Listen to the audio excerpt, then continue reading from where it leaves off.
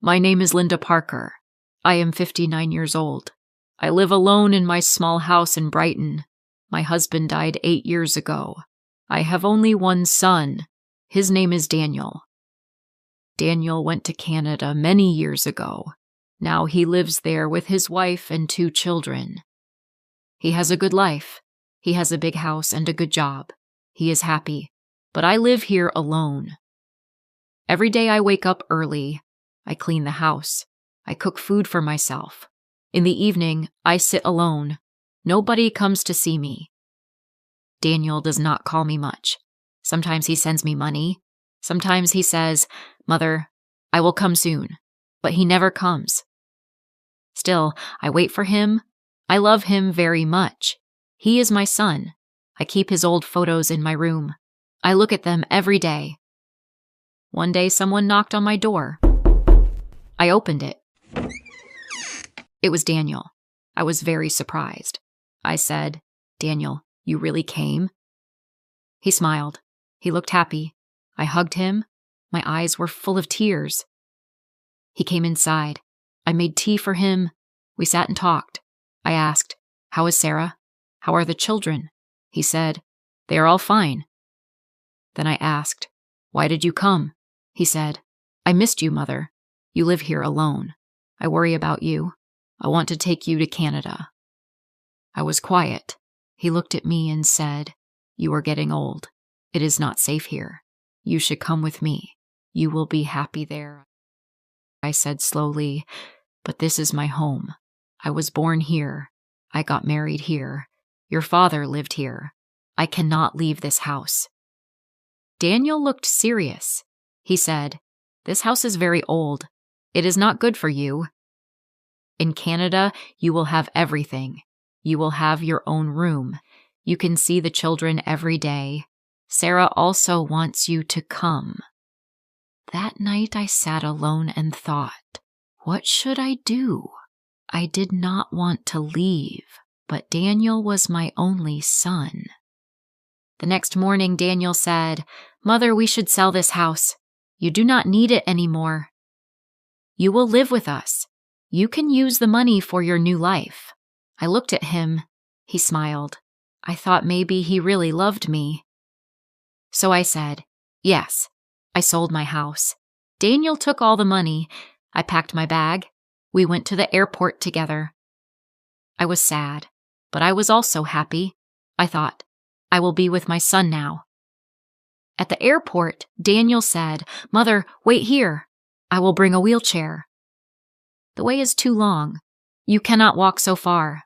"I will be back in 5 minutes," I said. "Okay." I sat on a chair. 10 minutes passed. Daniel did not come back. I thought maybe the line was long. I waited. 30 minutes passed. Still, he did not come. I felt scared. I looked at the big door again and again, but Daniel was gone. Now it had been 45 minutes. I was still sitting there. I looked at every face, but none was my son. I told myself, Daniel cannot leave me. He is my son. 1 hour passed. My heart began to beat fast. Just then, a police officer saw me. He walked toward me and said, "Ma'am, are you waiting for someone?" I said, "Yes, my son. He is bringing a wheelchair for me. We are going to Canada." The officer asked, "Do you have his photo?" I took out Daniel's picture from my bag. I also showed my ticket. The officer nodded. He said, "Please wait here. I will check inside." I said, "Thank you." I waited again. After a long time, the officer came back. His face was serious. He sat next to me. He said softly, "Ma'am, I am sorry. Your son has boarded the flight. He has gone. The plane has already taken off. He did not take a wheelchair. He went alone." I froze. My heart stopped for a moment. I said very slowly, "No, that is not true. My son Daniel loves me. He said he will take me with him." The officer said, "I saw everything." He gave his passport. He entered a plane alone. Tears came to my eyes. My heart broke. I cried and cried. The officer's eyes also became wet. He said, "Some people forget their hearts. I am sorry, ma'am."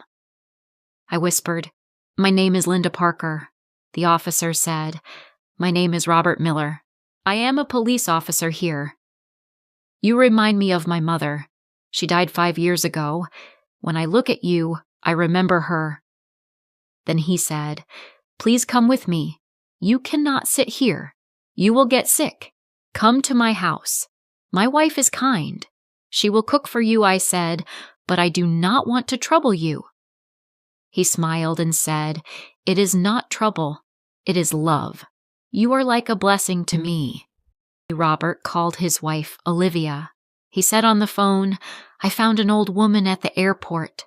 She is all alone. Her son left her. Can she stay with us?" I could hear Olivia's voice. She said, "Yes, please bring her."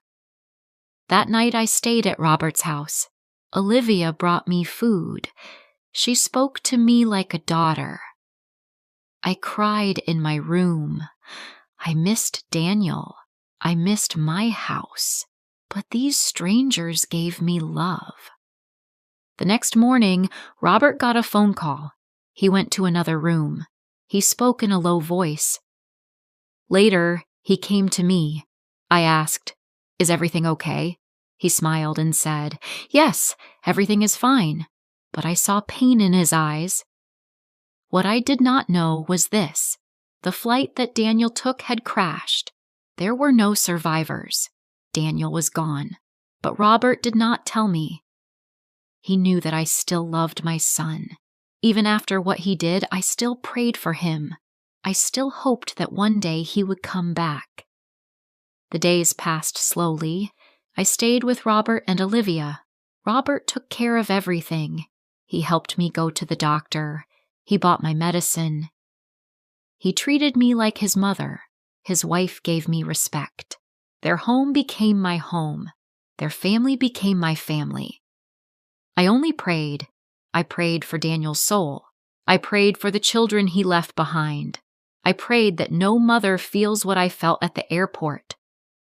One day Robert asked, "Do you ever think about going back to that house?" I looked at him and said, "I already lost that house, but I found a new home here." Daniel was gone, but I got the son I truly deserved. I feel grateful. What would you do if you were in Linda's place? Tell me in the comments below. If you liked this story, please like, comment, share, and subscribe.